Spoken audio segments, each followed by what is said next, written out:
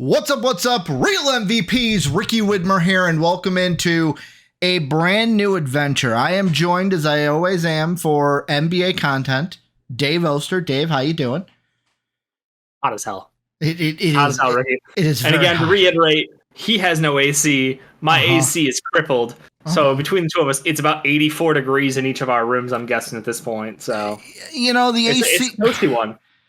I didn't mention this during the draft room. The AC that pretty much we've had here since at least 1990.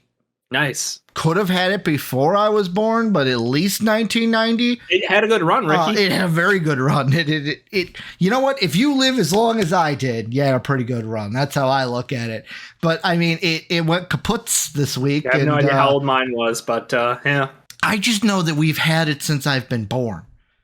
So it's got to be at least 33. Like, it could even be 34, 35. I don't know if it was in 80s and like it went into the 90s and 2000s, but yeah, it kaputzed. So this whole week I've been living without air conditioning, and I agree with Ted Lasso, Dave. It took me this week to realize that air conditioning is a privilege, not a right. Yep. Because absolutely right. He learned it by moving to London and living in England. I learned it by losing my AC for about a week. That is a privilege, not a right. So we might be sweating here, but we're venturing into a video that we've kind of done this in the past, not you and I, but like the channel. But this is our first iteration of, the thing I want to call it is Dave's Big Boards or Dave's Board. Something along that lines, because we're basically going to go through, and this is individual videos. You're watching the point guard one now because we're recording them in order. This is where Dave kind of talks about, hey, this is my big board, and then me and him have a conversation about the players, and we've decided to split them up into each groups. We're going to start with this one. Before we do, if you want to support us, check our Patreon link down below. And if you're not a part of the best community in the universe, join the MVP Discord. Both those links are in the description. Dave, we're going to start with this video. We're talking about primary point guards in this one. Yep. I'm going to start off with this just so everyone has it. I'm going to ask you, go ahead, read us through your list.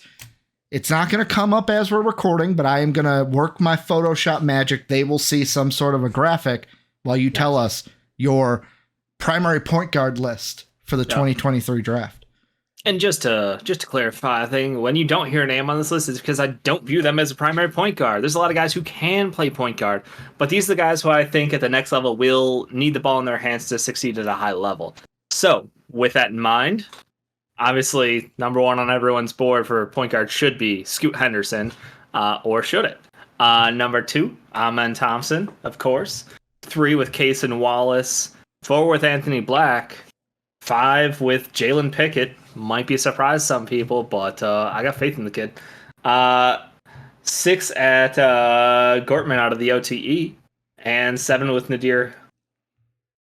I don't want to get it wrong, but I don't remember which league he plays, and now I'm just blanking. I can see him playing, but I'm going to get for that, but that's fine. That's fine. I deserve it. But anyway, those are my pure points ratings. And again, there's a handful of names. You could see as a point guard who I see more as a combo. Personal preference. My list, my board. You tell me if I'm right or wrong. That's kind of what this is all about anyway. I just want to share my point of view with all of you. And that's why it's Dave's board. And the first thing we'll start off, I'm sitting here in my mind, Dave, going, there's 2 kind of debates that we have. Which one do I start with? The top or the middle? Top or middle? Let's just start with the top. Scoot versus Ahmed Thompson, because the interesting thing here, and I'm going to kind of set the table here, is everyone on any board, it's kind of like when we get to the bigs, it's going to be, Wemby, he's number 1. Same thing with wherever Scoot was. Scoot's the best prospect, he's number 1. Should that necessarily be the case? Should there be a case to be said that maybe Ahmed Thompson could be number 1 over Scoot Henderson And the only reason I'm going to say that he's not is because I feel like a lot of people have the criticism of look at the competition that Scoot played versus the competition that the Thompson twins played. And is that right? Is that wrong? Is that fair? Unfair? That's for us to decide. What do you think? Obviously, you have Scoot above Ahmed, but what do you think about that whole discussion? His name is Ahmed, and it's really killing me. Amen. You keep putting I'm putting a D on the end. Yeah, I'm very. I was like Thompson. What? I was like, is there Ahmed I don't know about? Like, is there a third Thompson? Dave, you know me. I add letters to every word imaginable. You do. You choose letters when you feel like I add letters. It's the least surprising thing of the night. Sometimes I ignore letters completely. Yeah, you do. But to get back on track, yes, it is a valid criticism. We talked about this a little bit in our video when we were talking about the Rockets and what they could do it for, because Jalen Green had mentioned the Thompson twin, which was very weird the way he phrased it during his interview on Paul George's podcast. But basically, Amen Thompson worked out there, and he thinks the Rockets like him. So kind of, showing the hand a little bit there, Jalen. But that's all right. I like him. But the question comes up with like his level of competition. He has a short list of international games that he's played. He was very successful playing internationally against European teams, and I believe the Adelaide 36ers during their brief tour. Gotta love when that streak. I don't know if you remember during the preseason when teams were clowning on each other for losing to the Adelaide 36ers. I remember and that. It just became a meme of like, well, you lost to them and they beat them, so therefore this team, like, somehow they were like the fourth best team in the NBA for a minute there. Dave, just like how I say the Bulls were one win away from being an NBA Finals team. The math works. Just work it out. It just works out, yeah. But Amen Thompson showed a lot there because he was playing against grown-ass men. And that's always the biggest thing, where it's like everybody wants to make fun of him for playing against 16-year-olds and dominating competition. Meanwhile, when he did get to play against high-level competition, more physical game, he was still able to do roughly the same thing out there to them. Like, it does not change. When you are a .00001 athlete, nobody's going to...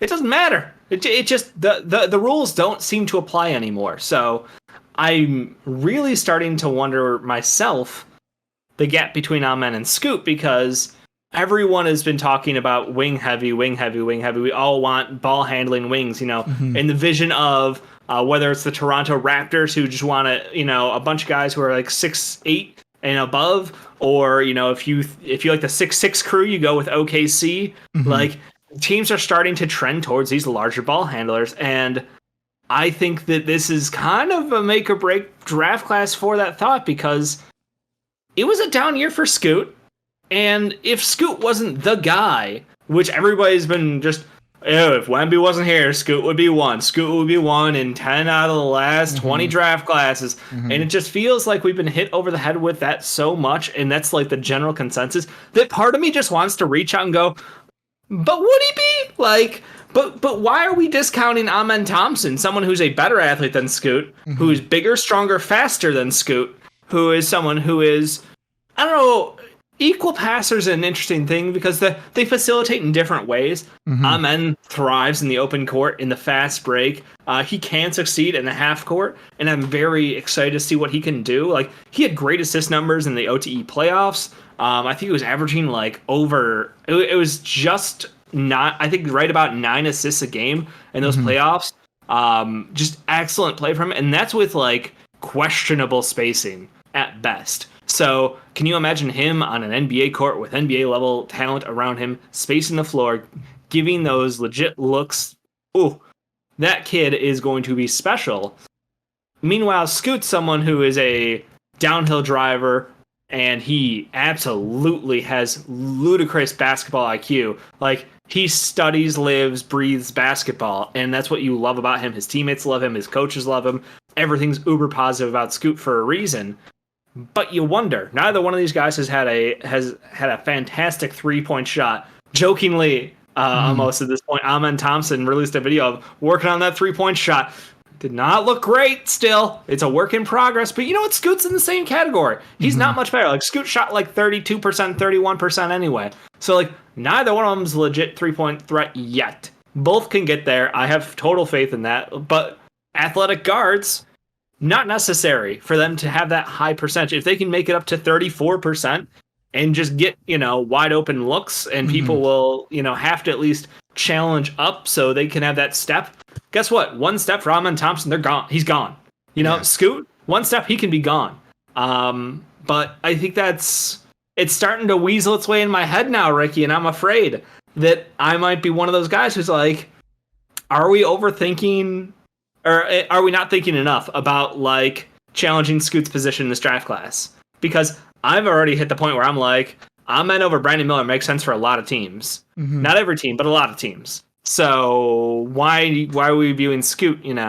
Is he a lock on your board? He's the second best player on my board. It's Victor Scoot, and the thing I default back to is, like, when we talked about, and yet again, check out our draft room for this week where we talked about this, where I feel like Thompson, Amen Thompson, his fit with, like, the reason why a team like the Rockets are so enamored with him is because, yes, he can ball handle, but he doesn't need to be the number one guy. They've got Jalen Green. They're looking to bring in James Harden. He's not going to be the number one guy. The thing I put more on Scoot, or I feel like Scoot can do more than Amen, and maybe this is me kind of slapping the face to Thompson, is I look at Scoot. I look at what I see on the court and go, that could be the face of my franchise. Not just what he brings to the team, but his attitude, who he is. That could be the face of my franchise, who I build this team around. To where I think that, to me, is like, yes, the competition I'm taking into as well. Like, I'm not as high on the overtime elite kind of league. That whole league, I think, was... Yeah. There's a big discrepancy in talent. So, like, I am a criticizer of that. But I just look at Scoot and I go, could be a face of my franchise. Amen Thompson could, but I just don't see it right away like I see it with Scoot. I don't know what you think about that. If that's even should be in the discussion of, like, it's crazy. Is that just because you see Scoot as a higher floor for scoring? Maybe that's is that... I'm just trying to find, like, the root of it, because I think both these guys are, like, cornerstone pieces to a franchise. Both seem to have great intangibles. Both seem to have great personalities. They interview really well. They say and do all the right things, seemingly. So I'm kind of flat even there, but I do think that we've seen Scoot take over games, notably that showdown against Victor. And you need that. You need that from a face of the franchise. Like, if you're drafting, like, when the Hornets drafted LaMelo, or... like the Bulls with Zach LaVine. I'm just pointing out, like, lower teams that have number ones. You want that killer mentality, that Kobe mentality. And I maybe you're right. Like, Scoot, I think, is better offensively. I think Amen, I would maybe give the edge defensively to Amen Thompson over Scoot. Yeah. Oh, yeah. And that's something where it's like, maybe that's also it. Defense ain't sexy. Offense is sexy. Defense ain't sexy.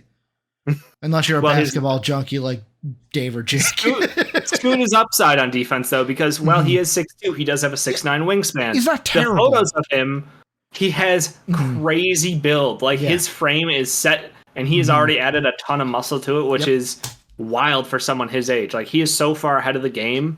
It's impressive, and that's what 2 years of working with the G League Ignite coaches, personal trainers, staff, all that stuff. And one of the things I'm going to add to that is I pulled up, of course, I love these articles because it's like, it's NBC Sports Wizards, and they're talking about, like, oh, this is our breakdown of Thompson. It's like, don't even think about it. You're not getting Amen Thompson.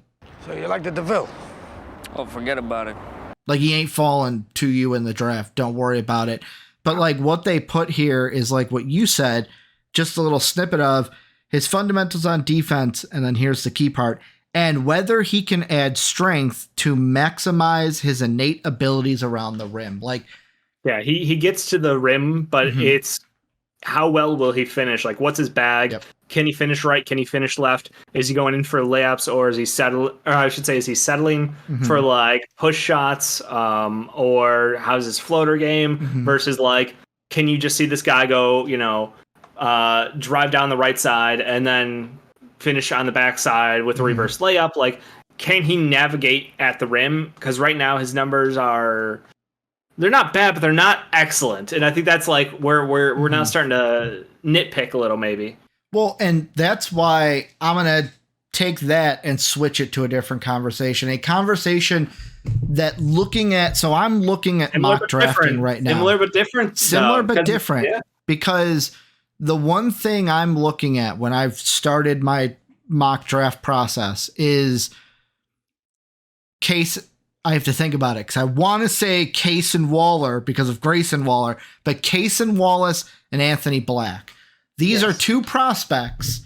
Like, of course, there's a lot of people in there, but just for primary point guards, a lot of people are crossed on these two. Some have Case and Wallace high, some have Anthony Black high. And to me, I think this is a similar thing of Case and Wallace better offensively, Anthony Black better defensively. Not that the other one is bad and the other one is good, but everywhere I've seen people like, what's the word I'm looking for? I want to say laud, but that's not even the word. They like gush over Case and Wallace, what he can do offensively. And then every time I look at an Anthony Black profile, it's, oh my gosh, you look at his defense is amazing. Well, here's the thing. Case and Wallace has literally been mocked to Drew Holiday so many times. He jokes about it in his interviews. He's a better point guard defender than Anthony Black is. He might be a better shooting guard defender than Anthony Black is. He is literally your 3-and-D point. Oh no, I kicked the board. You're good. You're still there. Yep. He is literally your 3-and-D point guard. Like, he's what you could say, like, and I don't want to do this because it just pains me. But like, he's got the traits of like what we saw out of Lonzo Ball. Okay. Except for the fact that not only can he shoot the three, but he can also, dribble basketball downhill. Like where there was a hole in Lonzo's game that he was still working to develop before his career was cut short. Case and Wallace seemingly has like the full package outside of like, he needs to work on, I guess, his pull-up game from like, that 12 to 17 foot range. But really, he's a phenomenal defender. He's an excellent scorer from the outside. He can catch and shoot three like nobody's business. Like, he is someone who is fully capable of running an NBA offense and being, he doesn't have to be the number one offense or the number one option on offense. Yeah. He can be the number 3 guy. He could be the number 4 guy. He could be the number 2 guy. Like, that's kind of where he is. And here's the thing, Ricky. What do we talk about point guards or just guards in general coming out from his college?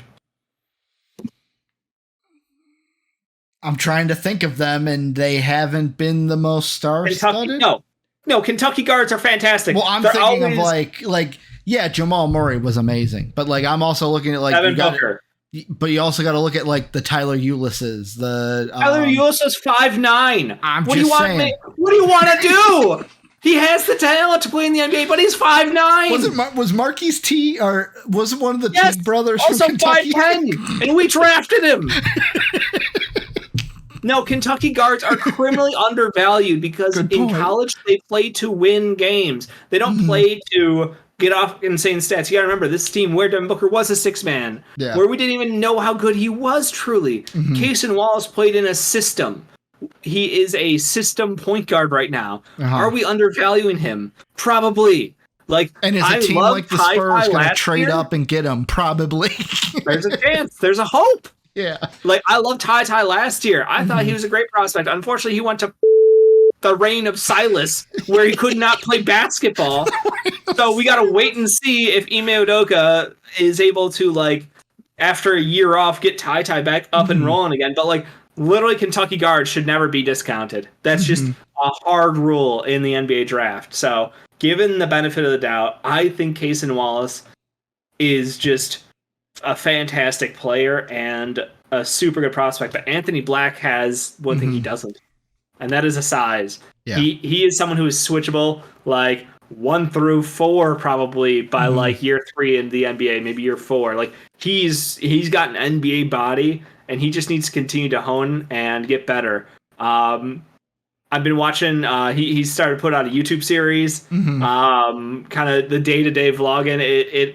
It's fun, you know. And again, like a lot of these guys are likable, which is why I shout out, because people. I think it's a good thing for anyone who has draft hope to put out content, because like if you don't, the more unknowns, the less good it is, you know. And unfortunately, there's some situations where people like Amoni Bates kind of shot themselves in the foot with how much content they put out. But getting back on topic, Anthony Black, seemingly great kid, great size, crazy clamps, switchable defender, everything you want. Literally just what we were talking about with Amen Thompson, except he's not that crazy of an athlete. But basketball IQ wise, as far as a playmaker, he sees that's not there. His teammates are still trying to play catch up to him on where they should be on the court, because he's like, well, why didn't you make that cut? And it's funny because it's like, yeah, he's right though. Like it's one of the situations where it's like, yeah, but that wasn't the play. Yeah, but I drew the defense this way, and like we had 3 guys here, and you were open for a back, and it's just like, I mean, well, yeah, okay. So again, it's the hope of like when you hit the next level, and you are in theory with better teammates. And he was on a very high pressure situation in Arkansas, where like, let's be honest, not ideal. Nick Smith in and out of the lineup all year. Jordan Walsh struggling to get along. The elder statesman Ricky Council stepping up as their primary scorer at times, but ultimately a limited player. Like, it was not an ideal situation for Anthony Black to take over because of how crowded everything was. And he talked about how his coach, who I'm forgetting his name, of Arkansas, you know, think of his shoes, because he always wears the sneakers that like have designs on them and stuff. Nice. But apparently he was talking to Anthony Black about, like, you know, Anthony was asking about like shooting more from the outside and like working on that stuff. And he's like, yeah, but they can't stop you when you go at the rim. So what do you? Musselman. Eric Musselman is his name.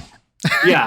Basically, it boiled down to like, if they can't stop you driving to the rim, just keep doing that. Yeah. Like, it seemed, and again, I'm not going to knock the coach at this point, but like, it felt almost cop-out-ish. Like, I get it. You want to win games, and you've got a very high recruiting class, you know, average. So you feel the pressure to win games.